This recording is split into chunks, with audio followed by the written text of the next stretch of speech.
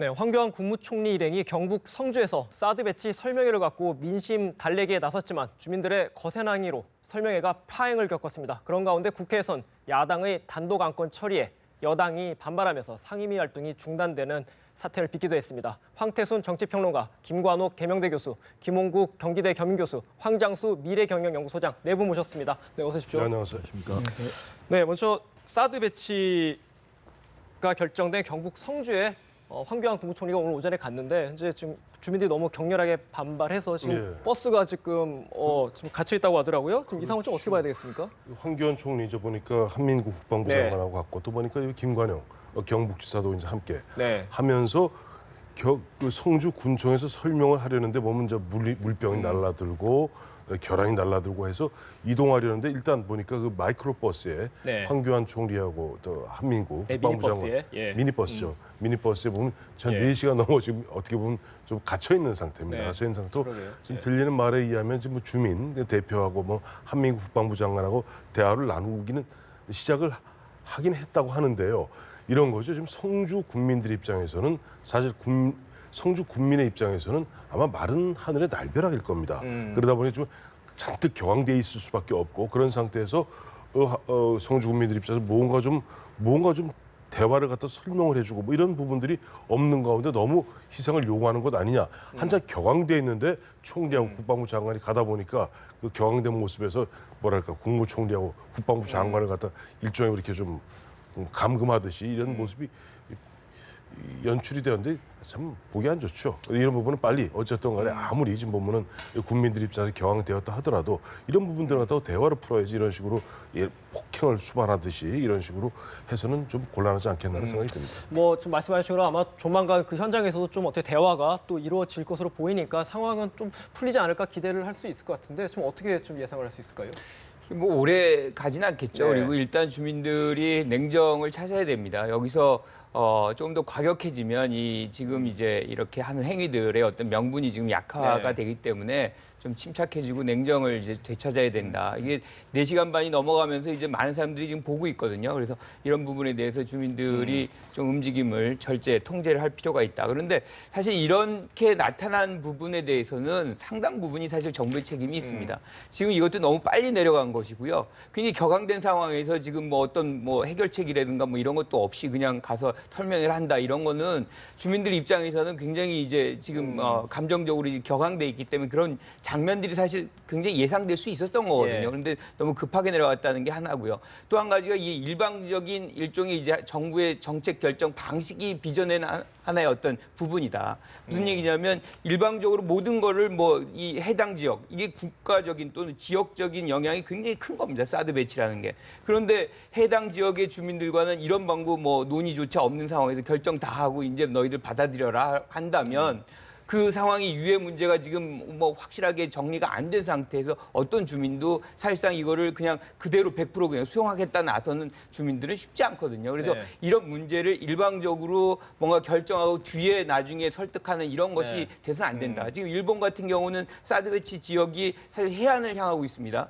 해안을 향하고 있는데도 불구하고 이게 7개월 동안 미국과 일본과의 거의 내부적으로는 합의가 이루어졌음에도 불구하고 최종 결정을 미루고 15차례 간 다음에 이 설명회를 갖고서 이제 최종적으로 7개월 이후에 이제 결정을 선언하는데 이런 과정들이 이제 주민들에게 일정 부분 설득할 수 있는 시간적 여유를 준 것이죠. 그래서 이 부분도 이 정부가 이런 부분 좀 이제 바꿔야 되는 즉 이런 부분에서 나오는 어떤 효과다라고 볼 수밖에 없는 것이죠. 뭐 황교안 총리로서는 어떻게 보면 정면 돌파를 하겠다 직접 내려가고 있는데 지금 결과가 지금 이렇게 된 것 같아요, 교수님. 예, 뭐 처음에 정부가 사드 배치 필요성이 있다면 있다 하고 당당하게 밀어붙였어야 되는데 뭐 쓰리노 정책이니 NCDC니 해서 사드 배치에 대한 입장을 유보하다가 무수단 미사일 발사 이후에 좀 갑자기 결정하는 과정에서 대국민적인 어떤 설득이나 현장 사드 배치 지역에 대한 어떤 소통을 못했다 이런 부분이 있었겠지만은요. 설사 소통을 했다 하더라도 내용이 별다를 것인가. 지금 성주 국민이 저래 화를 내는 거는 우리가 인구 4만 5천밖에 안 되고 지역에 뭐 세가 약한 군이다. 굉장히 약한 군이죠. 아마 경북에서 세가 가장 약한 군일 겁니다. 그러니까 이제 지역적인 한마디로 그래서 무시하느냐라는 이런 자존심에다가 또 과거에 정부가 이런 것을 정할 때 보면 항상 그 원전 폐기물 처리장이라든지 화력발전소라든지 이럴 때 보면 지역 주민들한테 반대급부로 이렇게 뭔가를 해주는 이런 부분이 항상 이 병행이 되었거든요. 그런 부분이 없이 급작스럽게 결정이 되고 또 처음에는 결정한 지역이 성주가 아니고 그다음 다른 지역이다가 뭐 칠곡이나 뭐 양산 이러다가 갑자기 이제 성주로 가니까 그런 부분이 이제 분노한 원인이 되었다라는 부분은 이해가 가지만은요.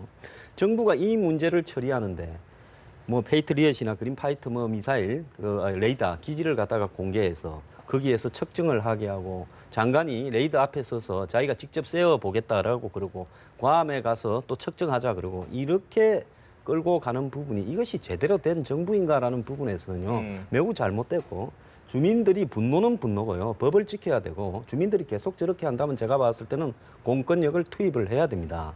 왜 그런가 하면요 그 분노하는 부분하고 풀어가는 부분이 그것도 다 법에 맞게 정리돼야 됩니다. 옛날에 안면도 우리 기억 안 납니까? 거의 무정부 상태처럼 되었잖아요. 그런 식으로 가게 되는 부분은 곤란하다라는 부분이고요.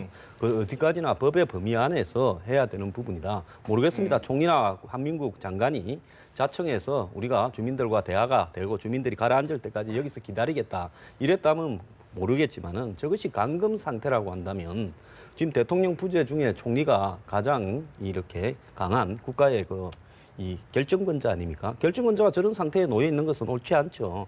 그렇기 때문에 이 사드 부분이 지금 이 정치 쟁점에다가 또 지역 간의 이 님비적인 어떤 쟁점으로 되어가는 부분에 있어서요. 정부가 경과 과정에 있어서 잘못된 부분이 있다면 사과할 건 사과하더라도 이후에요. 좀 당당하게 처리를 했으면 좋겠습니다.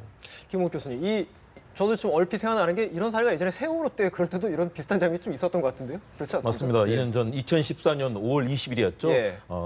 세월호 참사가 난 이제 닷새 되는 날 저녁이었습니다. 그 당시에 정우원 당시 총리가 세월호 당시 가족들이죠. 그 당시는 유족이 아니고요. 가족들을 만나서 여러 가지 설명을 하고 나가려는데 당시 주민들이 굉장히 격앙돼서 청와대로 행진하겠다. 뭐 이런 얘기를 하면서 경찰이 막았었습니다. 네. 이때 정우원 총리가 탄 차가 이제 이 당시 가족들한테 가로막혀서 3시간 정도 감금 상태라기보다는 뭔가 막혀 있는 그런 상태에 있었거든요. 그 당시에 결국은 설득을 통해서 이제 정우원 총리가 자유롭게 다시 나왔는데 저는 그런 측면을 생각합니다. 첫 번째는 일단 황교안 총리가 제대로 시점을 잡지 못했다. 왜냐하면 주민들은 지금 굉장히 격앙돼 있는 상황이거든요. 자신들이 평생을 살아왔던 삶의 터전이 갑자기 이 군사시설이 들어오고 그것도 굉장히 검증되지 않은 상황에서 들어왔고 사전에 공청회도 한 번 없었다. 주민들이 지금 반발하고 있지 않습니까? 네. 이렇게 격앙된 밤까지 새면서 시위를 하는 격앙된 상황에서 이 황 총리가 어떤 대안이라든가 또는 거기에 대한 주민들을 설득할 수 있는 기재 없이 방문을 해서 이 사안이 벌어졌는데요.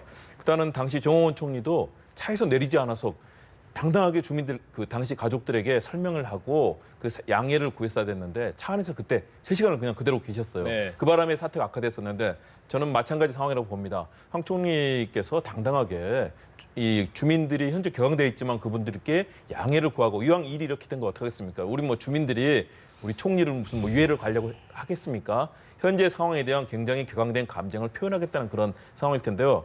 아까 우리 이제 황장수 소장님 말씀하신 것처럼 공권력 투입 저는 굉장히 위험하다고 봅니다. 네. 이렇게 격앙된 주민들께는 일단은 이해를 시켜드리고 이분들이 같이 우리 국가적인 사안에 대해서 이해하실 수 있게 해주는 거. 물론 걱정돼서 하신 말씀이겠지만 네. 저는 그런 상황이 절대 와서는 안 된다고 보고요. 아니, 격앙된다고 공권력이 항상 마비되는 게 옳은 일입니까?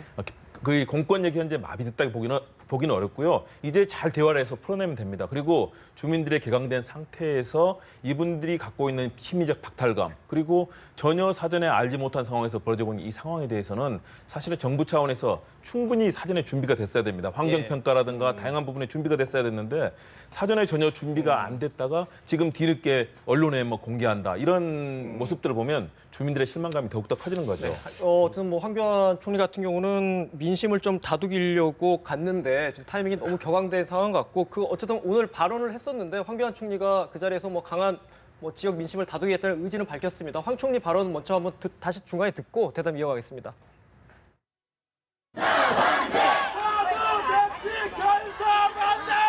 지금 저희 정부가 생각하고 있는 사드는 여러분들의 안전과 관계가 없도록 안전하게 그렇게 추진하고 있다는 점을 다시 한번 말씀을 드립니다. 여러분들께서 궁금하신 게 있으면 물으시고 또 저희들 의견을 들어보시고 그리고 판단을 해 주실 것을 다시 한번 성주 시민 여러분들에게 부탁을 드립니다.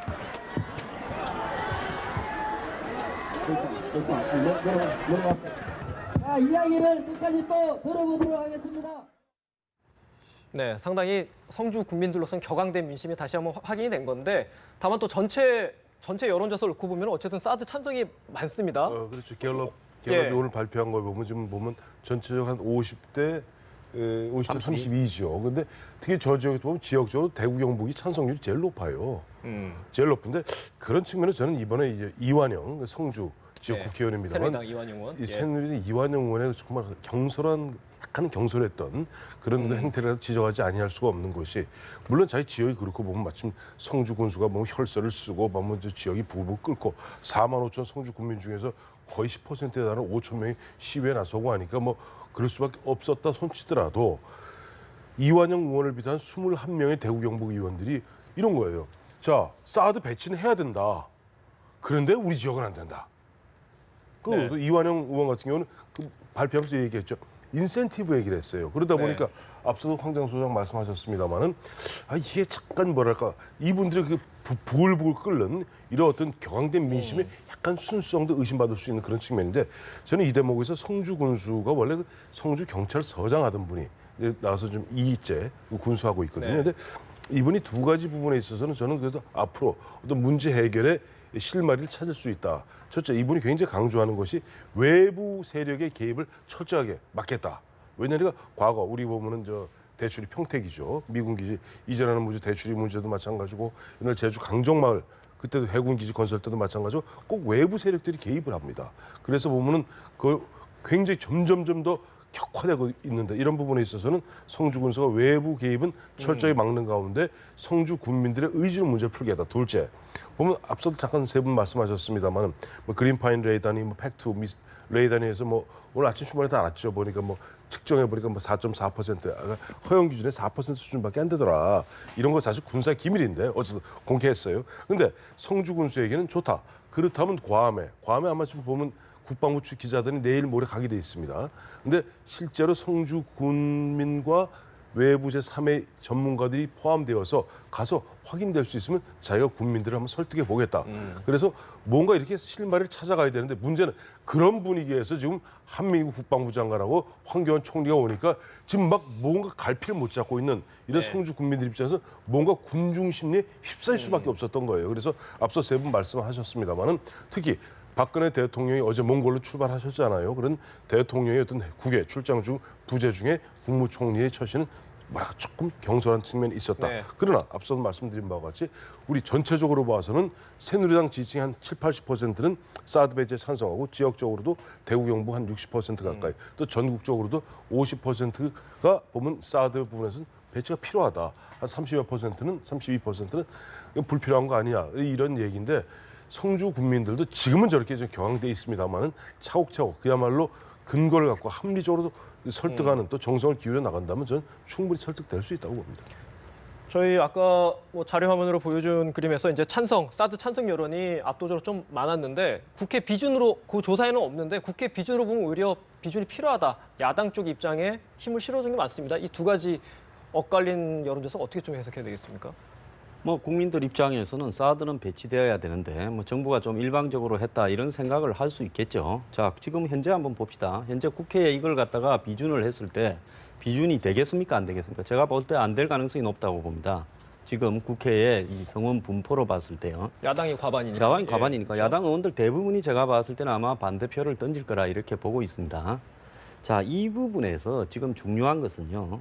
뭐 수도권을 지키기 위해서 사드가 필요하다 아니다. 주한미군을 지키기 위해서 필요하다. 그 주한미군이 또 한반도를 지키는 거다. 정부가 지금 이 문제가 결국 한국과 중국 간의 안보에 관한 전략적 선택을 이제는 한국이 해야 될 때다. 언제까지 양다리 걸치고 갈 수 없는 한계에 왔다. 지금 미중 간의 대결이 말입니다. 그리고 이 선택이 잘못될 경우에는 이 주한미군이 철수할 수도 있다. 결국 사드가 KAMD로 가느냐 MD로 가느냐 하는 선택의 이 갈림길인데 이 KAMD라는 것이 오늘 제가 저기 전직 고위 장성이나 이 군사 전문가들하고 점심 때 간담회를 좀 했는데요. 이거는 대국민 사기극이라고 그럽니다. 기술적으로도 불가능하대요. KAMD, 한국형 미사일 방어 체계라는 것은요. 23년까지 한다는 것은 거의 불가능하다는 이야기입니다. 그러면 결국은 MD로 가야 되느냐 안 가야 되느냐. 그다음에 더 나아가서 전시작전권 이양에 대해서도 야권의 이 주요 대선 주자들은 다시 환수하자라는 이야기도 하고 있습니다. 그럼 이것도 지금 그다음에 벌어질 문제예요. 이 사드 반대의 배경에는 전시작전권도 있는 겁니다. 자, 그다음에 전시작전권이 만약에 환수되기로 결정되면 주한미군 철수하고도 연결되는 겁니다. 저는 대통령이 이 복잡한 과정들을 선동 속에서 내년 대선까지 가는 과정이 대한민국의 앞으로 안보와 관련되는 중대한 갈림길, 거의 마지막 순간에 와 있다고 봐요. 미국은 신고립주의로 가면서 세계에 나가 있는 자신들의 어떤 미군을 갖다가 불러들이고 해외의 분쟁에 개입 안 하려고 하는 의사를 점점 높여가고 있습니다. 자, 트럼프가 만약에 당선이 된다면 지금 이런 상황도 우리가 행복한 상황이 될 수도 있어요. 지금 이런 고민도요. 자, 이렇게 본다 그러면 전반적인 대한민국 안보와 관련되는 사항을 국민투표라도 좀 붙여서 두 번 다시 당분간은 이야기하지 않도록 결정할 필요도 있다는 겁니다. 그렇게 가서 이것이 국민적 선택에 맡겨서요. 국민이 사드 배치도 반대하고 전시작전권도 환수해야 된다고 나오고 MD도 방어하고 한다면 그때는 뭐 그런 대로 해서 주한미군 가라고 하고 그냥 우리 스스로가 알아서 해야지요. 그런 부분을 한 번은 정해야지. 이런 식으로 사사건건 반대하는 배후에 저는 친북, 종북 세력이 100% 있다고 보고요. 벌써 몇 년 전부터 반대운동을 청와대 앞에서 해왔습니다. 일이시라면서요. 그 지금 말씀하신 국민투표면 예전에 안철수 전 대표가 최근에 제안했던 그런 공감한다는 국민투표라기보다 정말 한국의 안보 상황에 관한 제반적인 문제들을 다 물어서 결정할 필요가 있다는 어쨌든 겁니다. 국민적 공감대는 필요하다. 그렇게 한번 안 정리 안 하면요. 이 앞으로 이 이제 MD 문제라든지 이후에 사드 추가 도입 문제라든지 주한미군 지휘 문제라든지 모든 문제가 다 흔들리게 될 거예요. 네. 교수님 어떻게 보십니까? 지금 뭐 상황이 지금 4시간 30분째 계속 진행되고 있는데 지금 말씀하신 것처럼 절차적 공론화 과정을 안 거쳤다. 성주 국민들한테는 그런 불만도 굉장히 많은 것 같아요. 그렇죠. 이제 결국엔 그런 불만이 이제 폭발한 거죠. 이제 책임자로 해서 이제 총리가 왔기 때문에 이 총리에 대해서 이제 그런 현상들이 빚어졌는데 조금 말씀하신 부분을 좀 얘기를 하고 넘어가면 지금 이제 여론조사 결과가 약간 상반된 내용이 나와요. 그렇죠. 그러니까 이 사드 배치에 대해서는 찬성. 근데 또 이 국회 비준을 받아야 된다는 것은 또 찬성. 뭐 이런 식이 더 많은 걸로 지금 이중적인 거죠. 상당히 이중적인 겁니다. 이건 뭐냐면은 결국에 북한의 어떤 핵실험 그리고 미사일 발사 뭐 이런 것들에 대한 안보 위협을 국민들이 실질적으로 느끼고 있다는 거거든요. 그런 것들을 완화시킬 수 있는 뭔가 이게 필요하다는 것에 어떤 국민적 공감대가 어느 정도 있는데 중요한 거는 이 부분에서 사드를 가져왔을 때 또 부정적 효과들이 굉장히 많이 나타나고 있거든요. 그러니까 뭐 중국이라든가 러시아의 어떤 반발이라든가 뭐 이런 전자파의 유해성이라든가 뭐 여러 가지 문제점들이 있는 거죠. 그래서 필요성은 인정하지만 이런 검증이 안 된 부분들을 국회 차원에서 심층적으로 좀 논의를 해보고 가자. 뭐 이런 차원이 이런 결과, 즉 여론조사의 결과를 만들어냈다는 겁니다. 이게 결국엔 아까도 전에 말씀드렸다시피 정부가 지나치게 결정을 하고 그 이후에 이걸 수용해라는 것들이 국민적으로 굉장히 반감을 지금 불러오고 있는 거거든요. 그리고 이게 이제 외교라는 것이 기본적으로 이분법적으로 흑백으로 결정할 수 있는 건 아니거든요. 어떻게든 중국은 영원히 그 땅에 있습니다. 우리가 중국하고 영원히 떨어져서 어디 갈 수가 있는 땅이 아니거든요.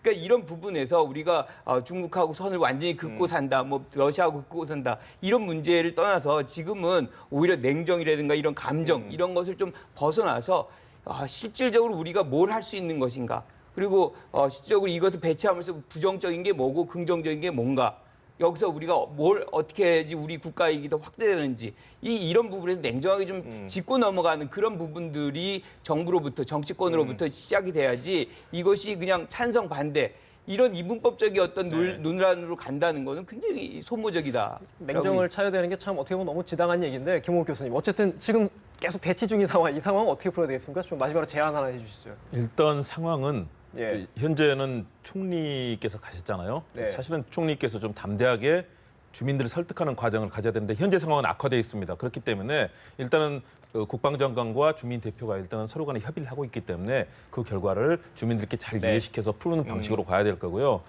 그렇게 해서 이런 사회적인 갈등들, 특히 안보와 관련된 이슈가 전 국민적으로 어떤 이념적인 논란이 돼버리면 굉장히 곤란하거든요.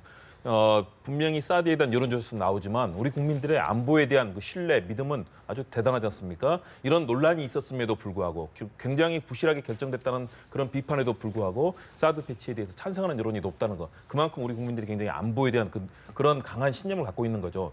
저는 그래서 이런 과정들을 푸는 게 정말 중요하다. 국제정치학 이론에서 로버트 포트남의 투레벨 게임이라는 게 있습니다. 양면 이론인데요. 이런 국제 FTA라든가 또는 외교안보 사안의 경우는 타국과의 이런 협정도 중요하고 동시에 국내에서 그것들을 만약에 국민들이 반대할 경우에는 엄청난 파문이 커지기 때문에 사실은 사전에 치밀한 준비와 주민 설득을 통해서 그 사안이 제대로 갈 수 있게 만들어주는 역할이 필요하거든요.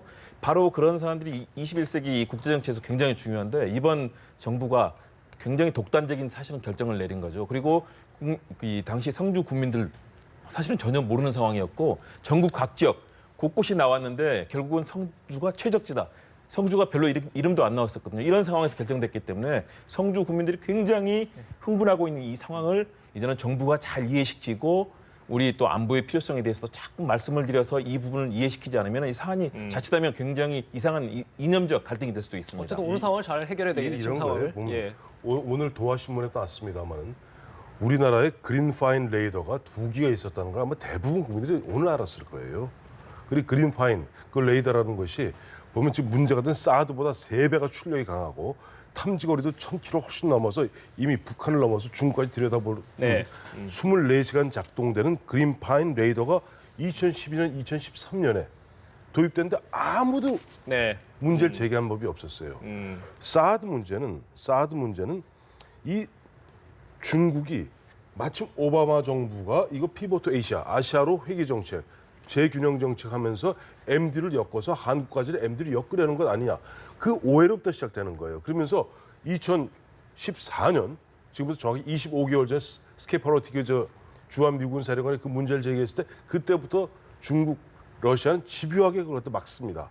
막았을 때 그때 아예 군사 문제, 우리 국민의 안위와 국가의 생존을 위해서 우리는 군사 문제로서 한다고 분명한 입장을 취했었으면 아무 문제도 없던 얘기예요. 근데 이것을 아까 말씀 쓰리노 정책이니 뭐 우물쭈물 하다가 올해 들어서 북한이 4차 핵실험하고 다음에 장거리 미사일 발사하고 얼마 전 6월 달이죠. 무스탄 미사일 IRBM 발사하고 나서 부닥닥 해갖고 사실 이번에 본격적으로 노는데 2월 7일부터거든요. 그 5개월만 후닥닥하고 특히 막판에 가서 한 3주 만에 한 듯이 보이니까 사실은 2년 1개월 동안 있었습니다만 논의 과정이. 그 있다 보니까 지금 국민들 입장에서 이거 뭐야 이거 아무 설명도 없이 근데 사실 그래요. 군사 문제 관해서 국민한테 설명 한번 들어보셨어요? 없었습니다. 우리나라가 뭐 예를 들어서 어떤 무기 체계를 들여오고 왜 북한이 점점점 무기를 갖다 강화시키면 거기다 방어 무기를 강화시킬 수밖에 없는 거예요. 이거 갖고 일일이 시시콜콜이 설명하라고 요구하는 것도 문제입니다만 어쨌든 군사 문제가 우리 정부가 우물쭈물하는 바람에 이것이 이미 정치 문제가 됐고 이게 자칫 잘못하면 이념 문제로 넘어가게 됩니다. 이념 문제로 넘어가게 되면 정말 문제를 풀기 어려워집니다. 자, 이게 한국이 이제 전략적 모호성이라는 얘기가 나오잖아요. 더불어민주당의 입장이기도 하죠. 근데 아니요. 이게 더불어민주당이 전략적 모호성도 하지만 기본적으로. 정부가 지금 국민에게 전략적 모호성을 했다는 거죠. 이게 사실 외교 전술이거든요. 이게 실질적으로 자기의 선택을 미룸으로 해서 모호하게 함으로써 상대가 선택을 못하고 우왕좌왕하게 하는 그런 외교 전술인데 이거를 해당 자기 국가의 국민에게 했다는 것 자체가 사실 굉장히 잘못된 겁니다. 여기서 뭐가 어떻게 됐는지 결정된 거 없다. 그 이틀 있다가 뭐가 결정됐다. 계속 이게 반복적으로 나타나는 거거든요.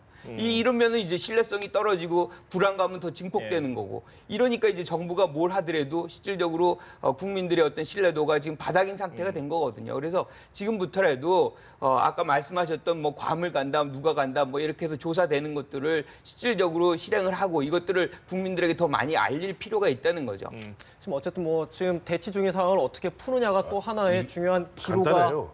이거는 황교안 총리가 좀 담대해야 됩니다. 일국의 총리라는 사람이 그래 그 앞에 뭐 저 트레일러가 막고 있다 그래서 그 미니버스에 그 앉아 있습니까?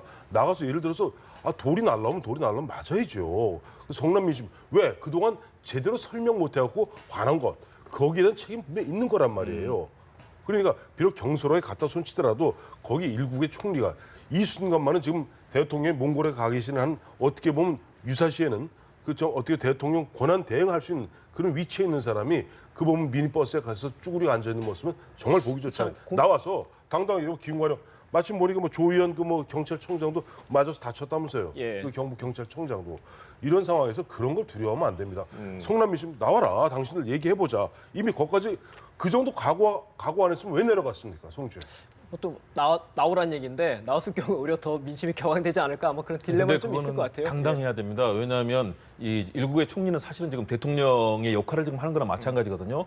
국민들이 사실은 우리 정치 지도자를 뭐 위해를 가하겠습니까? 성주 국민들이 지금 굉장히 격앙돼 있는데 이 부분에 대해서는 사전에 또 뭐 국방부 장관이라든가 청장들 얘기를 하고 있으니까 조율은 하되 황 총리가 담대하게 나와서 주민들을 설득해 주셔야 됩니다. 그렇지 않으면 그것이 도리어 더 장기화되면 나중에 큰 사안이 될 수도 있습니다. 문제는 이 정부예요. 사드 발표하는 날 양복 맞추러 가는 장관은 있어도 그야말로 책임지는 사람이 하나도 없다는 겁니다. 자기 일처럼 몸을 던져야 되는 거죠. 오늘 가서 완전히 이 주민들을 설득하고 오든지 안 그러면 주민들하고 끝을 보고 오든지 하러 가야 되는 거지. 그냥 대통령이 가셨으니까 내가 오늘 한번 가서 또 대통령 앞에 현지에 갔다 왔다라고 보고하게 성의를 보이는 모습으로 점수나 좀 따야지 하고 가면요. 저런 일이 갇히게 됩니다.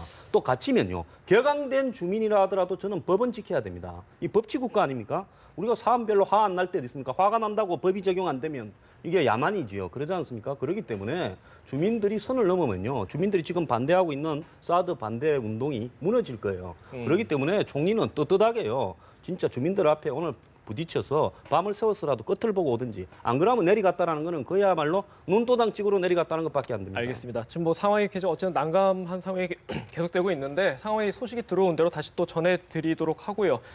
좀 화제를 돌려보겠습니다. 지금 뭐 사드와 별개로 국회도 오늘 오전에 좀 파행했습니다. 뭐 야당이 단독으로 어제 안건을 처리했는데 그것에 새누리당이 강력 반발했습니다. 관련 내용 잠깐 발언 들어보고 얘기 나누겠습니다. 징계라고 하는 큰 수위의 시정 요구를 다들 말씀을 하셨고 그것을 일일이 다 설득을 해서 시정 지시 정도로 낮춰 주십시오. 그 대신에 올해 예산이 이미 50억이 또 승인이 되어서 사용되고 있는데 그 내역을 받아서 다시는 이러하게 위법하게 예산이 집행되는 일이 없도록 하는 것을 약속을 받도록 하겠습니다라고 해서 징계의 수위를 낮췄습니다만 그것을 애초에 새누리당에서 받아들이겠다라고 하는 시정이라고 하는 시정 지시라고 하는 것조차도 갑자기 또 받아들일 수 없다라고 하는 바람에 저희들끼리 표결을 하게 되었습니다.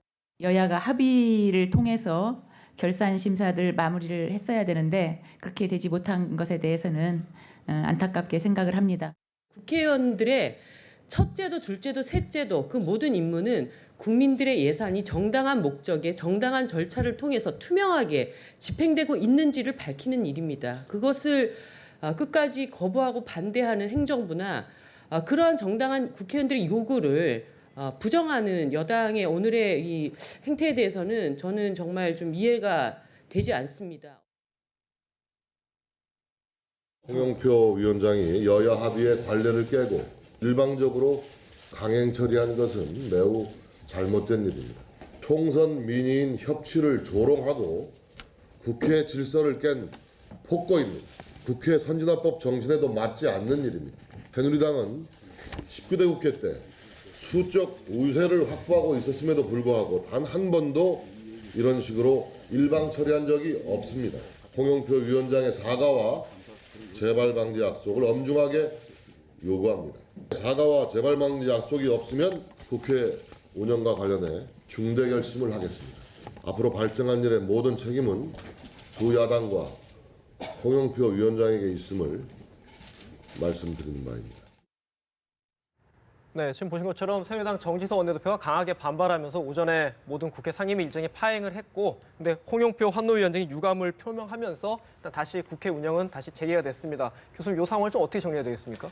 뭐 개인적으로 이런 사안이 뭐 그렇게 중요하지 않다 뭐 이렇게 볼 수도 있는데 그 안건이 안건이 그렇게 중요하지 않을 수 있다라고 볼 수도 있습니다. 이걸 파행으로까지 몰고 갈 사안이 아니다. 그 정도의 사안이냐? 뭐 그렇게 평가할 수도 있지만 사실 이제부터 혈세 문제는 이렇게 좀 강하게 가야 된다는 생각이 좀 있어요. 그러니까 우리 한국 정치가 표를 중심으로 해가지고 의석수 중심으로 하는 힘의 정치는 아니에요. 국회 운영 방식이 합의 운영 방식을 하고 있습니다. 그래서 일방 처리했다고 지금 이제 새누리당이 얘기를 하고 있고 그 부분의 문제점은 분명히 운영 원칙의 부분에 있긴 하지만 중요한 거는 이게 이제 결국에는 국민이 만드는 혈세를 어떻게 집행했느냐의 문제인데 사실 고용노동부가 이거를 예비비로 이제 홍보비를 58억을 집행을 하는데 홍보비 집행이 그렇게 급박했느냐?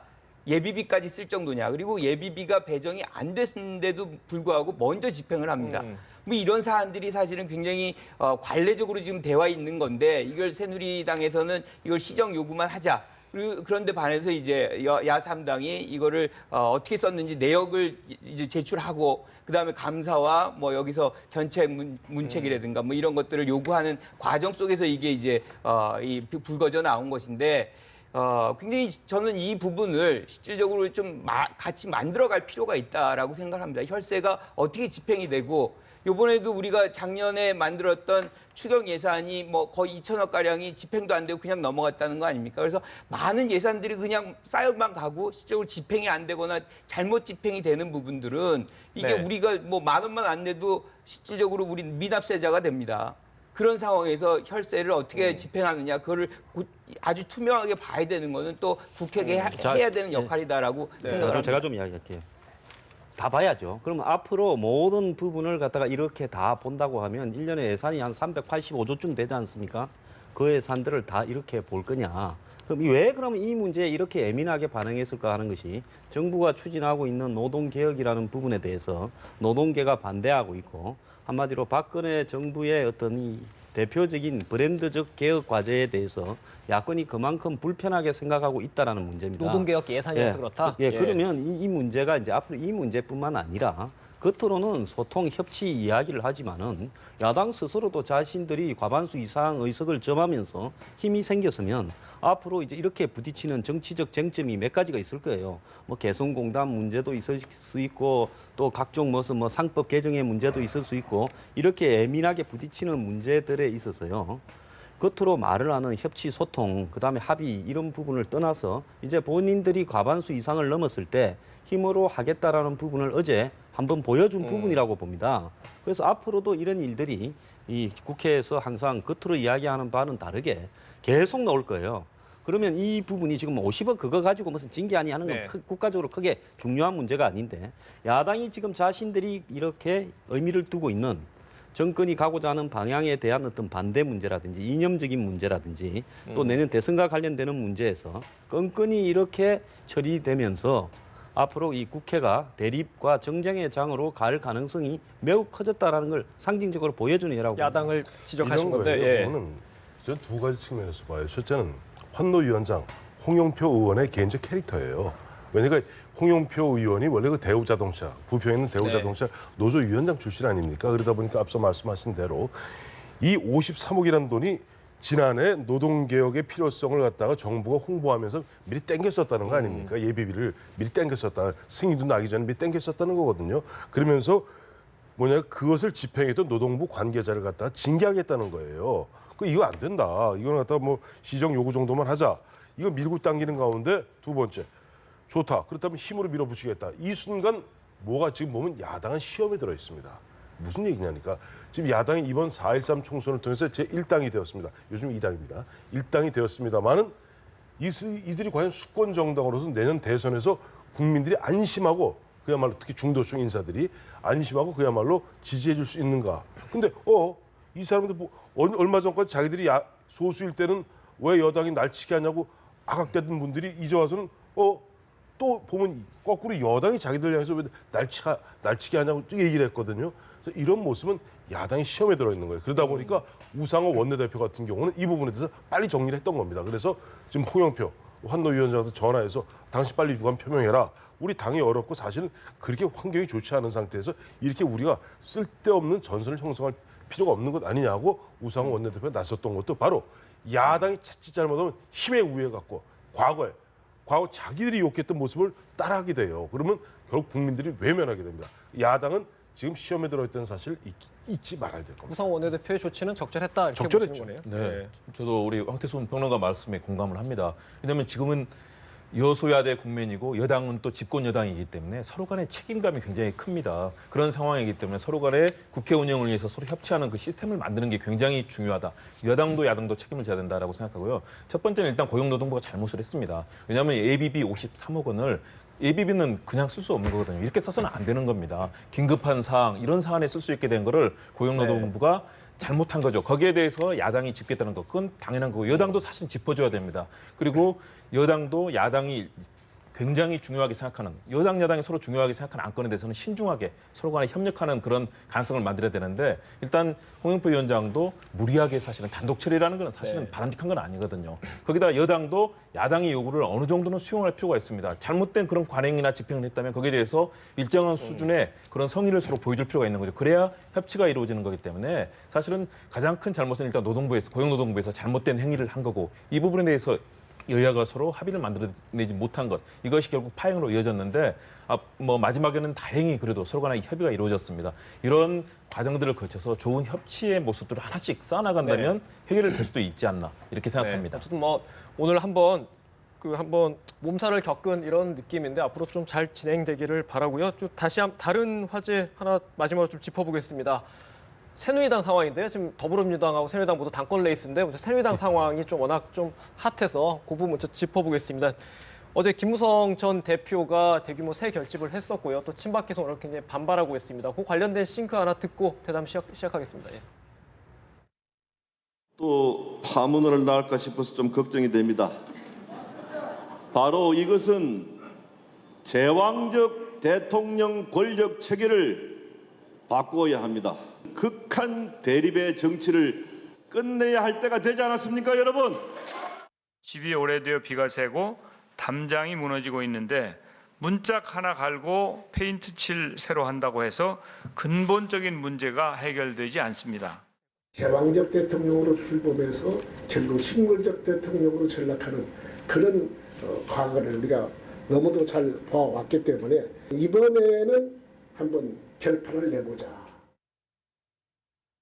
네, 어제 김무성 전 대표 굉장히 센 발언을 하면서 동시에 개헌 얘기까지 꺼냈어요. 개헌이 좀 파문을 낳을까 봐 걱정입니다. 파문을 낳을까 봐 걱정입니다. 그러니까 이 대목이 중요한 거니까 이 대목에 주목해 주세요. 이 얘기죠. 네. 제왕적 대통령제를 갖다가 이 두 가지죠. 제왕적 대통령제, 현재 박근혜 대통령이 지난 3년 반 동안 제왕적으로 국가를 운영해 왔다는. 그래서 사실 김무성 대표는 꼭 보면 박근혜 대통령 아셈만 가시면 꼭 좀 말씀을 그렇게 하시네요. 지난번 외국 나갈 때요. 이제 2014년 10월에도 그냥 박근혜 대통령 아셈 가 계실 때 개헌 본물 발언했었죠. 개헌 본물 발언. 이번에도 박근혜 대통령 어제 마침 보니까 몽골로 아셈 회의 참석자 보니까 제왕적 대통령제를 극복하기 위해서 그다음 뭡니까? 분권형 개헌하자. 이런 대목에는 좀 최근에 보니까 김무성 대표가 가장 말이 잘 통하는 분이 사실 박지원 국민의당 비대위원장입니다. 예전에 같이 원내대표도 같이 하셨죠. 이분이 우리가 분권형 개헌 이런 얘기들 나오다 보니까 너무나 자연스럽게 어제 아까 잠깐 화면 나왔습니다만은 김동영 의원 등 원로분들도 좀 개헌 이야기하고 또 보니까 김무성 대표는 지지자 한 1,500명 모인 가운데 개헌 얘기를 갖다가 대통령도 약간 공격을 하면서 개헌 얘기로 아마 물꼬를 트는 것이 아닌가 하는 생각이 드네요. 개헌을 내세워서 대선 출정식을 한 거다. 그렇게 해석할 수 있겠습니까? 예, 근데요. 개헌하고 대선 출정식이라는 것은 그 물과 기름처럼 안 어울리는 이야기 아닙니까? 모순 같은 이야기죠. 그렇기 때문에 본인이 대선으로 갈 건지 개헌의 총대를 메고 개헌을 하겠다. 개헌을 하게 되면 개헌에서 그냥 외치만 담당하는 대통령을 하겠다는 것인지 명확하게 할 필요가 있다는 겁니다. 그것은 본인이요. 지금 어느 쪽으로 갈 건지 명확하게 하지 않으면서 요즘 전략적 모호성이라고 양다리 걸친다는 말을 아름답게 포장하는데요. 지금 그렇게 하는 부분은 잘못이라고 봅니다. 그리고 지금 이 국가의 지도자들이요. 지금 북한이 미수단 미사일을 쏘고 이 난동을 부리고 있는 와중에 이 개헌을 이야기하면서 개헌이야말로 최상의 가치처럼 이야기하는데 이원 집정부제 개헌으로 물밑으로는 다 소통하고 있다고 봅니다. 그렇게 했을 때 과연 국가 안보는 어떻게 되는가 하는 부분에 대한 이야기들을 정치인 중에서 누구는 걱정하는 이야기를 한 번쯤은 해야 이게 정상적인 나라입니다. 근데 그 이야기는 아무도 하고 있지 않고 지금 일부 정파만 빼놓고는 이원 집정부제 개헌하자고 서로 간에 눈을 다 맞춰가고 있는데요. 저는 이 사람들한테 사드가 지금 아주 빠져나갈 수 없는 함정이 될 거라고 봐요. 왜? 사드 배치에서 지금 정치판이 쫙 갈리는데 개헌을 하자라는 부분에서는 여야를 또 넘나드는 부분이 있어요. 자, 이 사드가 일찍 결론이 나겠습니까? 저는 내년 대선까지 또 결론이 쉽게 나지 않고 갈 거라고 봐요. 배치는 배치된다 하더라도요. 자, 그런 양상에서 과연 이 사드 부분이 던지는 부분을 여야가 어떻게 해소해낼 것인가. 지금 안보에 관한 핵심적인 이슈지 않습니까? 자, 그런 부분들이 정치권의 머리 아픈 행태로 지금 개헌을 하려는 사람들한테는 개헌 이슈가 왜 갑자기 사라졌는가. 이런 고민들 속에서 갑자기 저렇게 나와서 개헌 이야기를 하고 있다고 봅니다. 조금 더 개헌이 뭐 어제 김무성 전 대표까지 얘기를 하면서 좀 힘을 받을 수 있다고 보세요? 조금 개헌이라는 게 그렇게 쉽지는 않거든요. 국민적 동의가 얼마나 있느냐. 그리고 국민들이 사실은 개헌의 어떤 필요성은 있어요. 근데 그게 실질적으로 누가 추동해 나가느냐가 가장 중요한데 이 상황에서 추동을 할 수 있는 사람은 사실상 박근혜 대통령과 유력 대선 주자들입니다. 그런데 지금 김무성 전 대표가 얘기한 거는 사실상 대선 출정을 개헌을 통해서 힘을 얻어가려고 하는 그런 모습이 오히려 더 나온 거 아닌가. 그래서 개헌을 매개로 해서 자신의 어떤 대선 출정식을 그걸로 좀 데코레이션을 하는 그런 모양새일 수가 있다는 거죠. 그런데 우리가 과거로도 보면 많은 정치인들이 사실 개헌을 시도를 해봐요. 그렇지만 그것이 번번이 좌절이 됩니다. 그만큼 국민들의 동의가 굉장히 중요한 것이고요. 누가 추동하느냐가 굉장히 중요한데 지금 뭐 유력한 후보라고 얘기할 수 있는 반기문, 문재인, 안철수, 뭐 박원순 등등 해서 실질적으로 거의 개헌을 주도적으로 지금 나가고 있는 사람은 거의 없거든요. 따라서 이 문제는 본인의 어떤 출정식을 좀 미화하는 그걸로 많이 활용이 되고 있는 거 아닌가. 그런 차원이 아닌가 생각이 듭니다. 당분간 뭐 개헌의 동력이 많지는 않다고 봅니다. 왜냐하면 개헌을 실제적으로 추동해야 될 박근혜 대통령이 사실은 블랙홀이 될 거다라고 우려를 하고 있고 굉장히 부정적이죠. 거기다가 대권자들이 내세우기는 쉽지는 않습니다. 그래서 개헌에 대한 논란들이 계속 나오긴 할 텐데 이런 논란들이 모인다면 더구나 국회의장도 강력하게 의지를 표명하고 있기 때문에 새 정부가 들어서서 사실은 개헌이 새 정부 초기에 정말로 집권자가 새로운 대통령이 의지만 가진다면 추진할 수 있는 그런 가능성이 있기 때문에 그런 측면에서 개헌이 당분간은 좀 쉽지 않은 화두가 될 거다라고 보고요. 김무성 대표는 전 대표는 이제 개헌과 또 뭐 신자유주의 폐해 이런 등등 정치 개혁과 경제 개혁 이런 측면을 들어서서 자신의 대선을 향한 레이스를 어제 했다고 보고요. 그런 측면에서 앞으로 개헌 국면이 직접적으로 힘을 받고 나가기는 쉽지 않은 국면이다. 이렇게 보여집니다. 어제 김무성 전 대표 말씀 중에 귀담아 들리는 부분이 연정이 가능한 얘기를 계속하고 있어요. 그러니까 보면 뭐 세력 간의 연대, 연합, 뭐 이원 집정부제, 뭐 이런 공동정부, 분점 이런 얘기를 하는데 사실 2007년 초죠. 당시 노무현 대통령께서 임기 말에 야 이거 내가 해보니까 아니다. 이번에 원포인트 개헌을 하자. 딱 임기만 국회의원의 임기와 대통령의 임기를 맞춰서 그야말로 매년 퐁당퐁당 이 선거 있는 거 곤란하다. 그때 노무현 대통령이 강하게 주장했는데 그 당시 보면은 이명박, 박근혜 유력한 후보들이 틀었어요. 트니까 안 됩니다. 안 되면서 그 당시 결국 당시 노무현 대통령의 청와대와 국회가 합의본 내용이 뭐냐니까 2008년에 새로 보면 정부가 들어서고 새로 국회가 개원이 되면은 그때 가서 개헌 논의를 하자.